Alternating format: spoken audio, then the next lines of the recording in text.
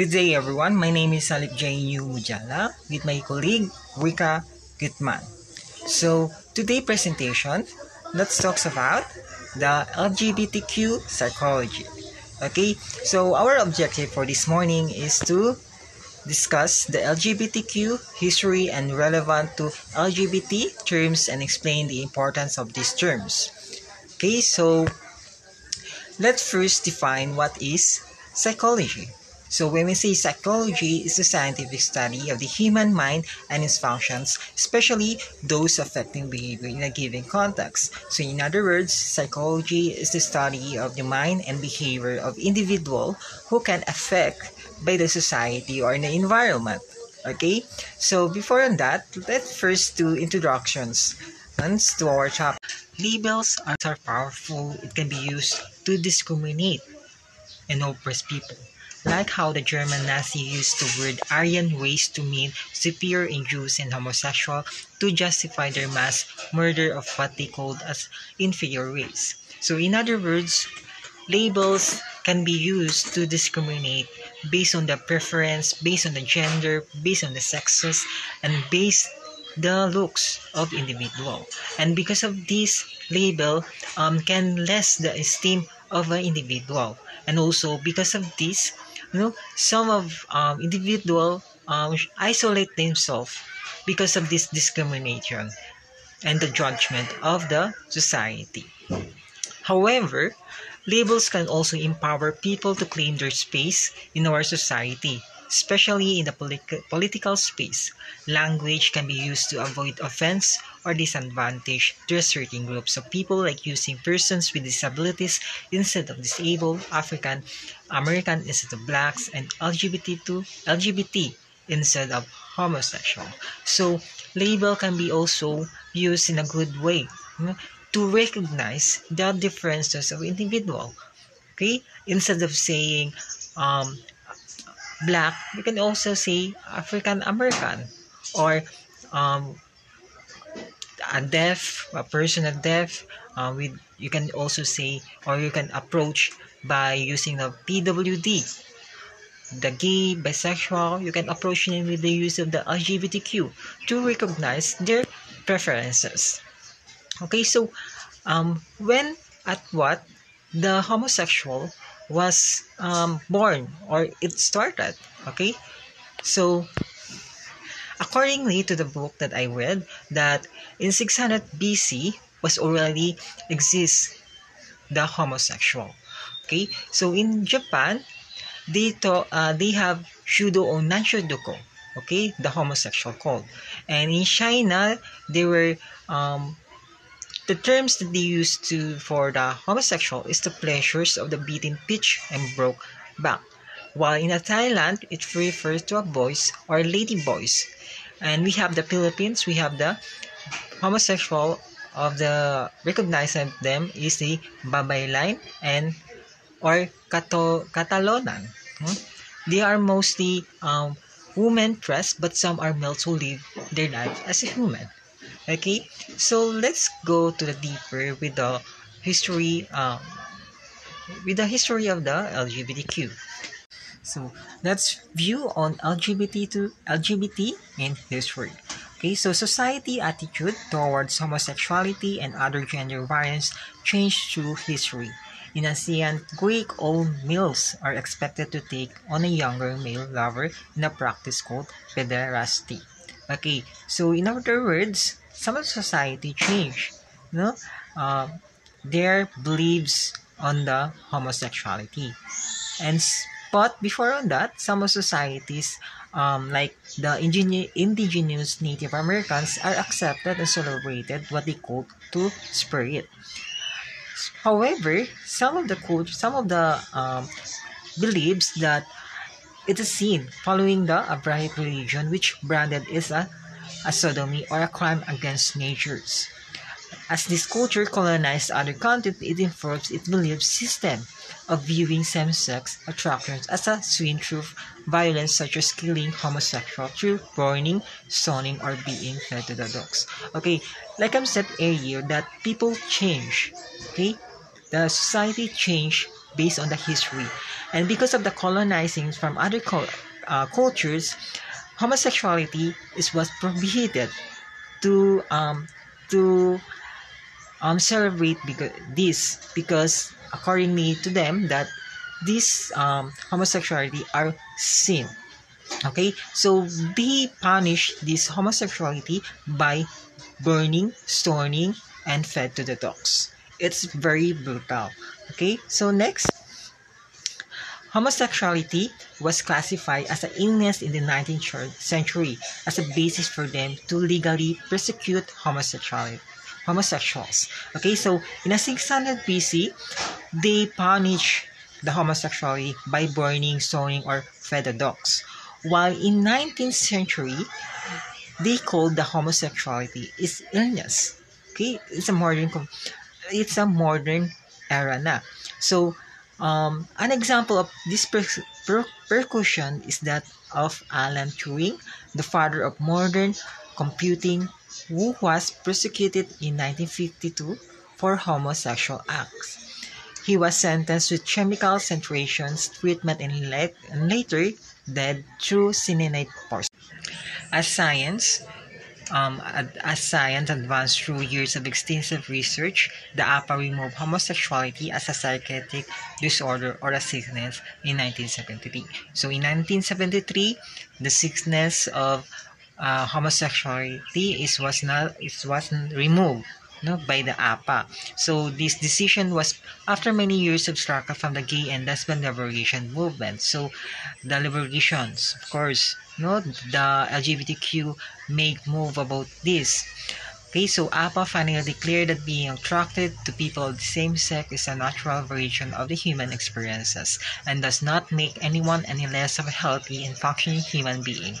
Now, in our present today, that society is more accepting towards the LGBT, new terms and labels have been used to cater to anyone.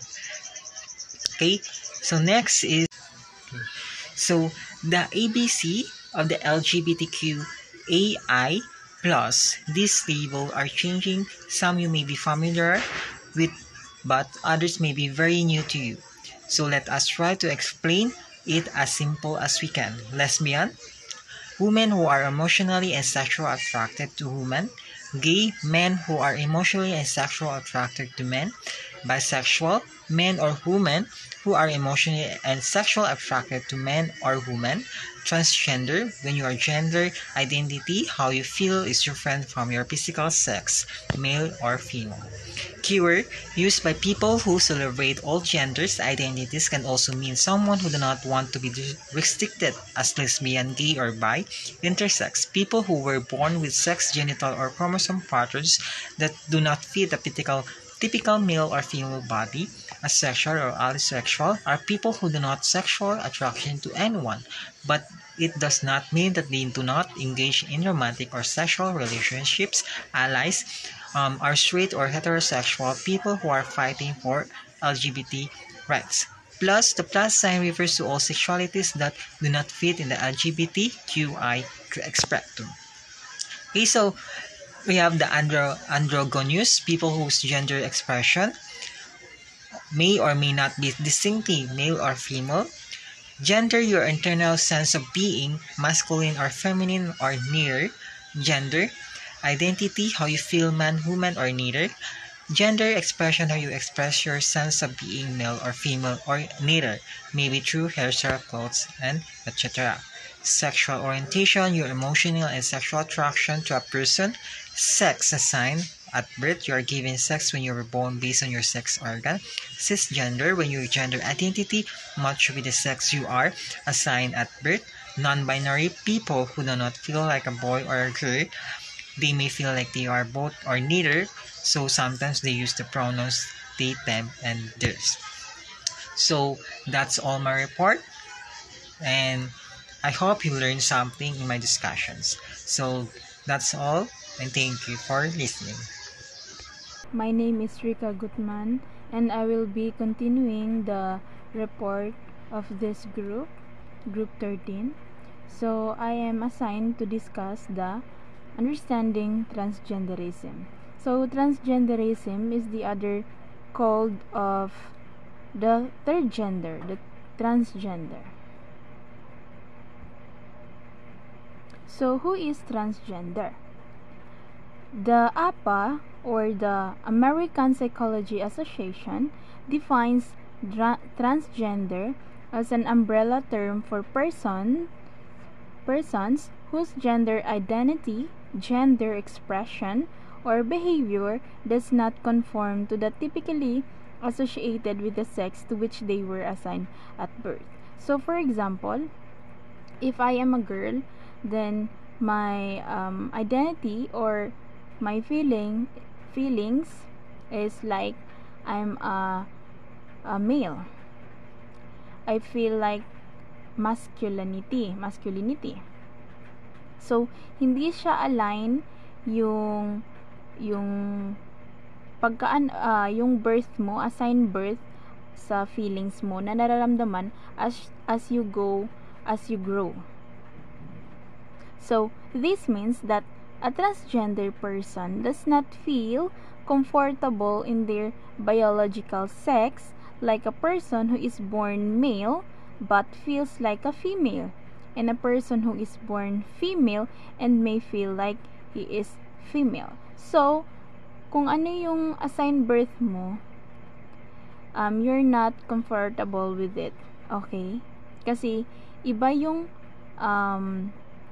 assign of birth mo sa nararamdaman mo. Okay? So, however, history tells us that in different cultures across the world and in different times in our history, there are people who live their life expressing a gender that is different from their biological sex. So, before pa pala sa history, no, meron ng mga taong ganito yung nararamdaman. They express their gender identity in a different from their biological sex. So next is this gender nonconformity or gender crossings were celebrated by the Native Americans through the bird dash or two-spirited people. So, yung mga in the Native Americans, yung mga nakatira na talaga doon sa place nila sa America is nagse-celebrate sila through Berdache or the two-spirited people. So, as you can see in the picture, ganyan yung mga looks or mga clothing ng mga Native Americans wherein they express their feelings, okay, through the Berdache or the two-spirited people. So, here in the Philippines, we also have our own babay, or we called it babaylan or Catalonan. Pre-colonial priests who are mostly females but some are males who live their lives as female priests. So before, most of mga priests pala is babae. And then kung meron mang biologically male, yes, male, but they feel like they are female. Okay? So the word transgender is also used as an umbrella term. This means that there are many identities under this term. So, transgender is isa siya sa mga under siya sa umbrella wherein kumbaga si umbrella yung general term and then si transgender ay isa sa mga under sa umbrella term. And marami pang mga term under umbrella. Okay? So, next slide is, so, according to what I've researched, so, si Leslie Feinberg, siya yung isa sa American Association wherein yung isa siya sa mga bisexual or gays, yes, is a Native American gay that siya yung nag-coin or to have idea the umbrella term. So, transgender, binary. Under binary is merong trans man and trans woman.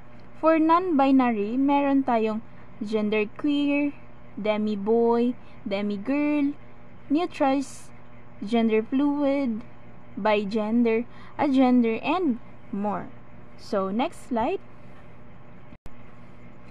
Transsexuals is often used in the medical field to refer to people whose gender identity is different from their biological sex and they may want to change their body. So it resembles how they feel about their gender identity. So in the medical field, those undergo surgery to align their identity, their feelings to their physical body is they called it transsexuals. So for example, si Rush Thurapa, which is mas kilala siya sa Thailand na Yoshi.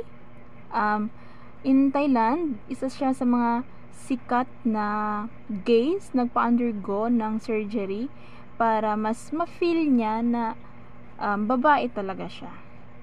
Okay? So, a biologically male person may feel like she is a woman since she was just a child, and in adulthood, she may choose to have hormonal replacement therapy or sex reassignment surgery. So, as what I've said earlier, that to align their what they feel, they want to undergo a surgery para mas tugma kung ano yung gusto nila inside and outside. So next slide is other sexualities under the transgender umbrella term. So eto na yung sinabi ko kanina na umbrella is a general term use, and then sa umbrella is maraming under dyan na code name. So for FTM or female to male, a person whose biological sex is female and has transitioned to living his life as a male. So from male, babae, to female. Okay? Male to female, or a person whose biological sex is male and has transitioned to living her life as a female. So opposite, male to female. A person whose biological sex is male and has transitioned to living okay, na-double lang pala. So, drag kings and queens. These are people who dress as the opposite gender for entertainment, which they do out of passion or for work. So, doon sa mga for example, si Tekla, I think hindi siya like gay talaga. Kumbaga, nagbibihis lang siya na gay para for entertainment or for their work. So, ang tawag sa kanila is drag kings and queens. So, si genderqueer, these are people who feel like their gender does not fit the gender binary view that is limited to male or female category because they feel that these are too restrictive. Okay? So, that is the genderqueer. Proceed to the transitioning process. When a person realizes that he or she may be a transgender, a psychologist can guide the person through the transition, especially when a person wants to go through permanent changes like sex reassignment surgery. So, sabi is may mga doktor na kayang gawin kung ano yung gusto mong mangyari. para ma-align lang siya sa nararamdaman mo, o kung anong gusto mo, o kung paano ka mag-live, if you want to live like a woman, or like a man. Okay, so you will be undergo reassignment surgery, especially those under umbrella na they want for long changing, so they need to undergo a surgery. In some countries, transitioning is covered by their medical insurance, and they get support from their employers and families, which is very crucial during transitioning because it takes years to fully transition. So, sa ibang countries, sinusuportahan sila ng mga families nila, their employers, dahil yung pag reassign ng sex is very crucial. Hindi siya madali ang process. It needs mahabang panahon para it fully healed. Okay? So, there are transgender people who cannot have or do not want to have hormonal replacement therapy or sex reassignment surgery because of personal or economic or cultural reasons, and that is okay. Excuse me. So, meron namang mga gays or mga transgender, or under umbrella term, is gusto nila walang changes in their body, walang undergo ng surgery. They want just like kung ano yung nasa physical nila, nasa labas na anyo, yun lang yung gusto na. Kasi merong maraming reasons, maraming dahilan kung bakit ayaw nilang mag-change physically ng physically kung anong talagang gusto nila. So, maaring ang dahilan ay personal, like sa families ba, or sa economic, syempre, and of course sa cultural reasons. Lalo na if you are one of the gays or under that transgenderism, is mas you're a culturic person, so of course hindi mo kayang baguhin or ayaw mo magpa-change in your physical. So but it is okay.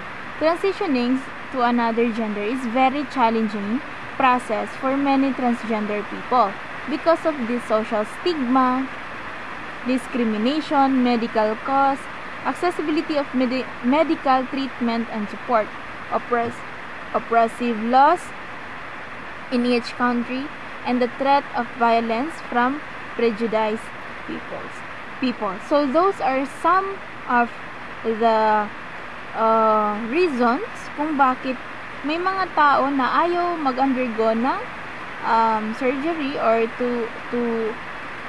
or under the transgender. So some countries allow for transgender people to change their legal and gender from male to female or female to male. This recognition is product of decades of collective effort of the transgender community and LGBTQ community. However, Philippines still lack laws and the medical capacity to support transgender people in living their fully potential. So, for example, sa Thailand, I think may law na sila doon na pwede nang maging male, from male to female, female to male. So may legal law na sila doon. Kumbaga legal na siya. Kung gusto mo magpa-change, magpa-reassignment ng sex. So, wala kang malalabag na batas kasi legal na ito siya sa bansang Thailand. But here in the Philippines, hindi pa siya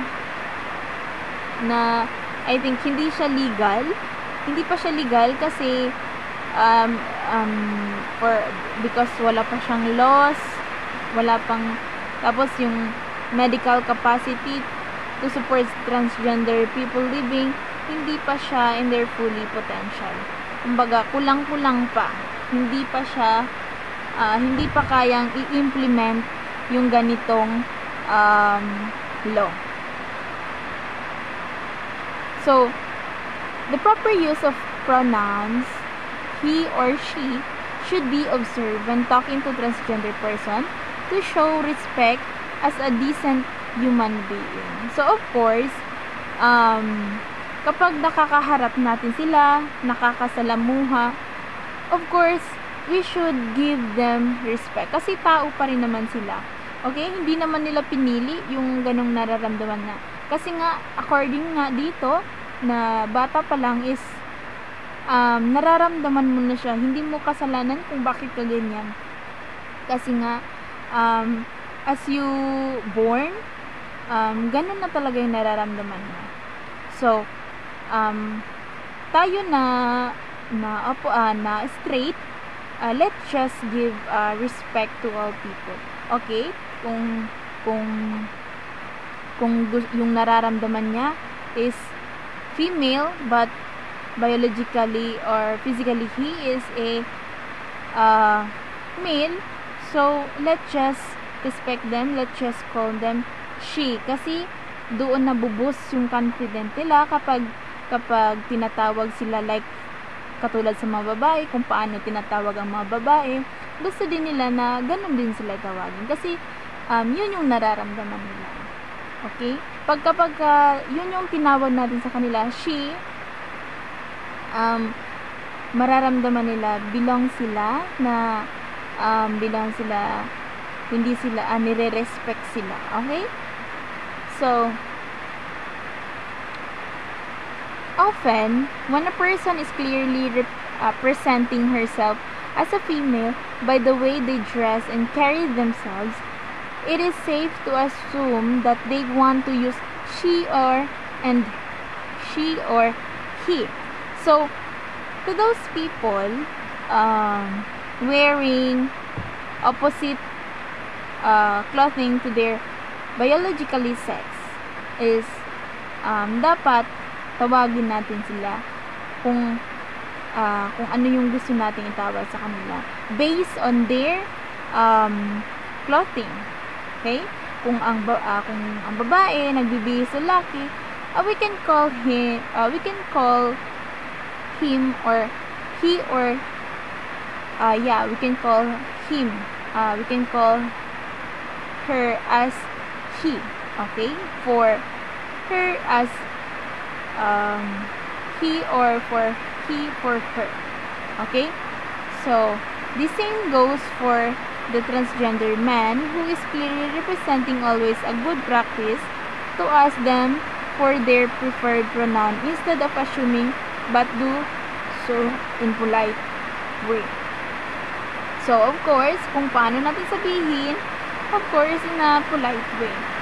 Some countries allow for transgender people to change their legal gender from male to female or female to male.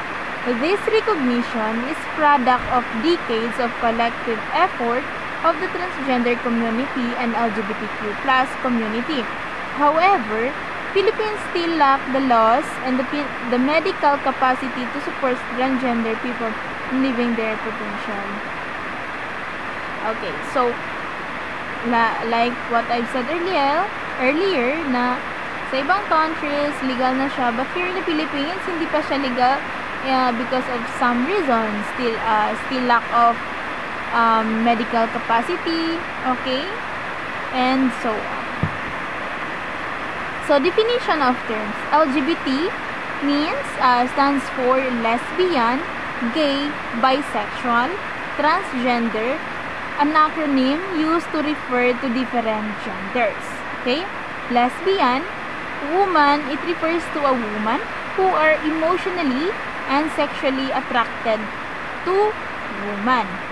For gay men, who are emotionally and sexually attracted to men. For bisexual man or woman, who are emotionally and sexually attracted to men or women. So, both na siyang na-attract in both sex.